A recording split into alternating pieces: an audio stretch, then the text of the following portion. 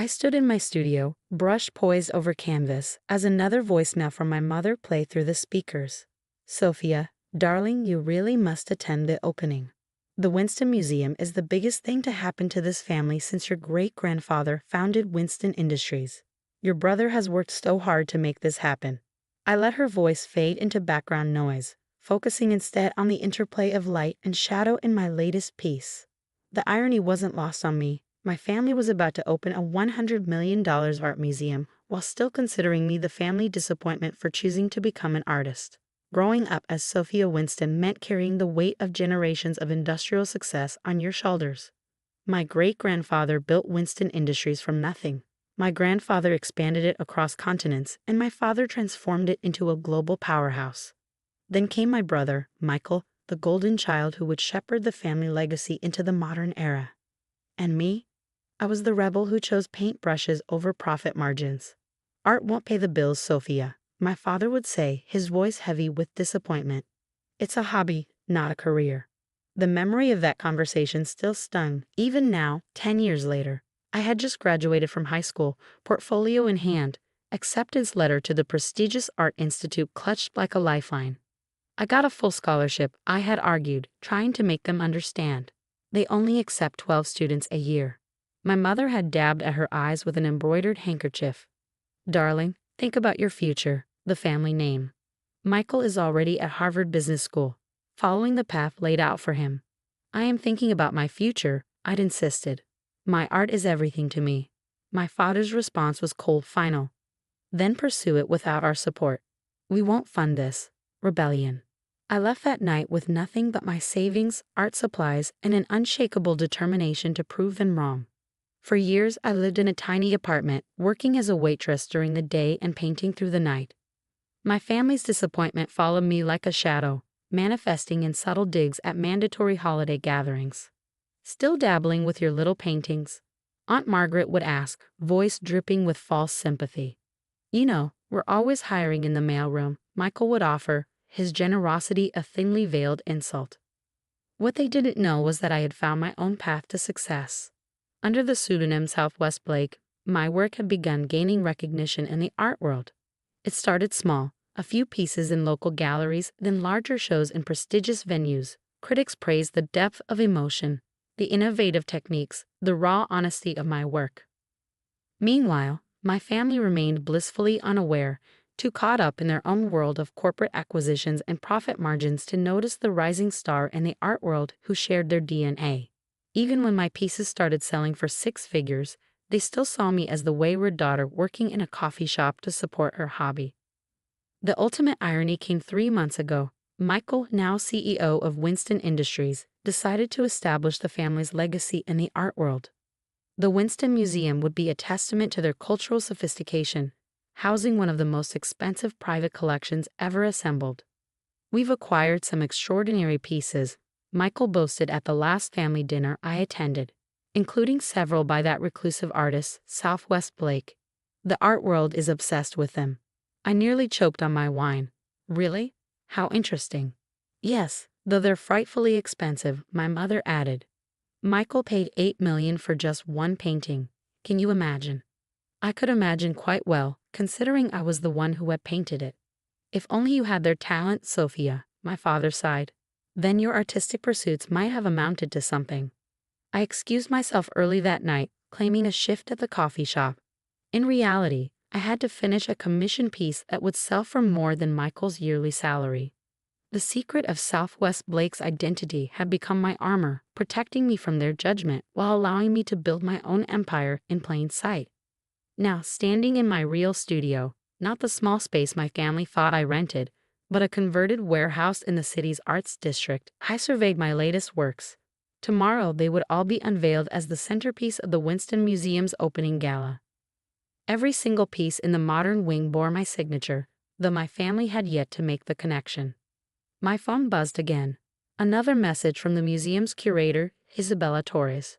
She was one of the few people who knew my true identity and had become both a close friend and a co-conspirator in tomorrow's revelation. Everything is ready, her text read. Your family won't know what hit them. I set down my brush, stepping back to examine the final piece I'd been working on. It would be my gift to the museum. A massive canvas depicting a Winston family portrait from my childhood, but with a twist. In my version, the figures were shadowed, indistinct except for a young girl holding a paintbrush, her face turned toward the light. My phone rang again. This time it was Michael. "Sophia, you were coming tomorrow, right? The whole family will be there. It would look bad if you weren't." I smiled, thinking of the surprise that awaited them. "Don't worry, brother dear. I wouldn't miss it for the world." After hanging up, I walked through my studio, passing paintings worth millions that would soon hang in my family's museum. Each one held a piece of my journey, the pain of rejection, the struggle to find my voice, the triumph of success on my own terms. A message from Isabella popped up on my phone. "Final walkthrough in an hour. Sure you're ready for this?" I texted back a single word: ready. Tomorrow, the carefully constructed facade would crumble. Tomorrow, my family would learn that the failed artist they had dismissed had become the very artist they had spent millions collecting. Tomorrow, every painting in their $100 million museum would reveal its true creator. But tonight, I had one final piece to complete, a self-portrait that would hang in the museum's entrance. In it, I stood in my studio, brush in hand, my signature bold and clear: Sophia Winston Blake. It was time for Southwest Blake to step into the light. The Winston Museum's grand opening sparkled with all the ostentation you'd expect from my family. Crystal chandeliers cast a warm glow over marble floors, champagne flowed freely, and the city's elite mingled in designer evening wear, pretending to understand art. I arrived early, dressed in a simple black gown that would have made my mother wince. No designer labels, no family diamonds. Tonight was about my art, not the Winston name. "There you are." Isabella rushed over, her curator's badge gleaming. "The press is already here, and your family is doing preliminary interviews. Are you ready?" I watched as Michael held court near the entrance, explaining his vision for the museum to a group of journalists. Our parents stood nearby, beaming with pride. "I've been ready for 10 years, I replied. The modern wing, where most of my work hung, was still curtained off. It would be the highlight of the evening's unveiling, the mysterious Southwest Blake collection that had cost the Winston family a fortune. "Sophia," my mother's voice cut through the crowd. "Darling, you really could have made more of an effort. This is a black tie event." I smiled, remembering the 3 similar gowns in my closet that had each cost more than her entire outfit. "I came to support the family, Mother. Isn't that what matters?" "Yes, well," she glanced around nervously, "try not to mention your hobby tonight. We're telling everyone you work in art acquisition." "Don't worry," I assured her. "Everyone will know exactly what I do by the end of the evening." The crowd grew as 8 o'clock approached. Art critics, collectors, and social elite filled the space, all eager to see the mysterious Southwest Blake collection. I overheard snippets of conversation about the reclusive artist's identity, each theory more outlandish than the last. "Welcome, everyone." Michael's voice boomed through the speakers. "Tonight marks a historic moment for both the Winston family and the art world. The Winston Museum represents not just our family's dedication to cultural excellence, but our commitment to bringing the world's finest art to our city." Our father joined him on the small stage. For generations, the Winston name has stood for innovation and success in industry. Tonight, we expand that legacy into the realm of fine art. I felt Isabella squeeze my arm. "Ready for your cue." Michael continued his speech. "The centerpiece of our collection, and the piece I'm most proud to present, is the complete works of the acclaimed Southwest Blake. We've spent years acquiring these pieces, and tonight, we finally unveil them to the public." The curtains began to rise, revealing my work one piece at a time. The crowd gasped collectively as each painting came into view.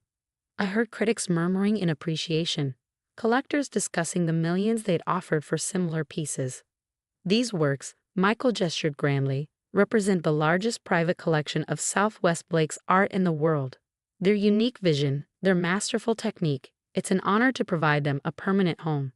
And who better to tell us about these magnificent works? Isabella stepped forward, right on cue, than the artist herself. The room fell silent. Michael's smile froze. "Ladies and gentlemen," Isabella continued, "it is my great pleasure to introduce you to Southwest Blake, or as her family knows her, Sophia Winston." I walked onto the stage, taking the microphone from my brother's limp hand. The shock on my family's faces was worth every moment of the past 10 years. Thank you, Michael, for those kind words about my work, I said calmly. You're right, these pieces do tell a story. My story. The room erupted in whispers. Cameras flashed. My mother swayed slightly, steadied by my father's rigid grip. Each painting here represents a chapter in my journey, I continued, walking toward the largest piece, the reimagined family portrait. This one, for example, was inspired by the night my family told me art was a waste of time. It sold last year for $12 million. Michael found his voice. This is impossible. Sophia works in a coffee shop. Actually, Isabella cut in. Sophia hasn't worked in food service for 8 years. She's been rather busy becoming one of the most successful artists of her generation. The Southwest Blake collection is valued at over $200 million. My father stepped forward, his face a mask of confusion and dawning realization. Why didn't you tell us? Would you have believed me? I asked. You were so convinced I was a failure that you never bothered to look closely at my success. Even when you were spending millions on my art, you couldn't see me. The evening devolved into chaos after that. Press members clamored for interviews, art critics revised their analyses of my work knowing the Winston influence, and collectors suddenly remembered my remarkable talent from my early coffee shop days. My mother, recovering her composure, attempted to take control. Darling, we always knew you had potential. This is wonderful for the family name. No, Mother, I cut her off. This isn't about the family name. Every piece in this collection was created by Sophia Winston Blake, not the Winston fortune. I built this on my own, despite your lack of faith. The anonymous donor, Michael whispered, realization dawning. The one who helped fund the museum, that was you.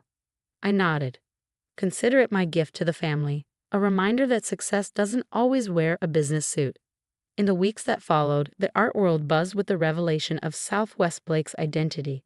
The value of my work doubled overnight, though I refused to sell any new pieces to my family. They would have to earn the right to collect my art. Gradually, things changed. My father started asking genuine questions about my technique. My mother stopped introducing me as our daughter who works in art acquisition, and began proudly showing photos of my studio to her friends. Michael took longest to come around. But one day, he visited my studio, my real studio, unannounced. I was wrong, he said, studying my latest piece. We were all wrong about you. Yes, I agreed, not looking up from my canvas. You were.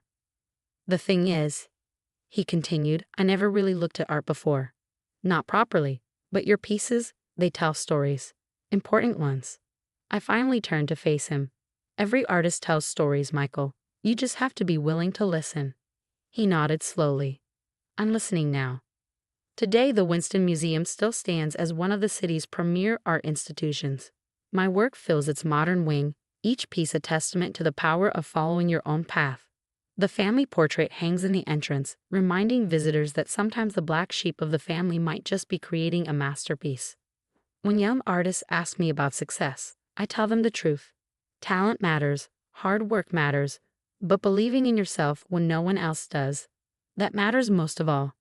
And sometimes the sweetest victory isn't proving others wrong, but proving yourself right.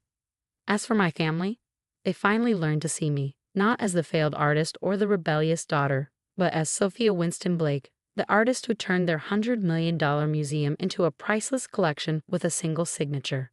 And that signature now stands boldly on every piece, a testament to the power of passion over expectations, of art over industry, of being true to yourself even when everyone else demands you change. After all, every great artist knows, sometimes the most beautiful masterpieces come from the darkest doubts.